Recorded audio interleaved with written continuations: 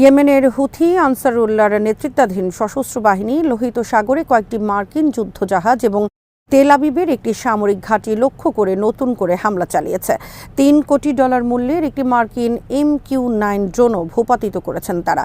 বুধবার এক বিবৃতিতে বাহিনীর মুখপাত্র ব্রিগেডিয়ার জেনারেল ইয়াহিয়া সারি জানান, তেল আবিবের একটি সামরিক ঘাঁটিতে নতুন করে ড্রোন হামলা চালানো হয়েছে, যার লক্ষ্য সফলভাবে অর্জিত হয়েছে। ইয়েমেনি মুখপাত্র জানান, এছাড়াও ইয়েমেনি বাহিনী উত্তর লোহিত সাগরে অবস্থান করা মার্কিন বিমানবাহী রণতরী USS হ্যারি ট্রুম্যান সহ শত্রুপক্ষের কয়েকটি যুদ্ধজাহাজ লক্ষ্য করে একাধিক ড্রোন হামলা চালায়। এই হামলায় লক্ষ্যবস্তুগুলো সুনির্দিষ্টভাবে আক্রান্ত হয়েছে। তিনি বলেন, এই হামলাগুলো নিপীড়িত ফিলিস্তিনি জনগণ ও তাদের সাহসী মুজাহিদিনের প্রতি সংহতি প্রকাশের অংশ এবং গাজায় চলমান গণহত্যার প্রতিক্রিয়া। সারি এ সময় জোর দিয়ে বলেন, ইয়েমেন একটি অপরাজেয় জাতি। আমরা আমাদের ফিলিস্তিনি ভাইদের পাশে দৃঢ়ভাবে থাকব।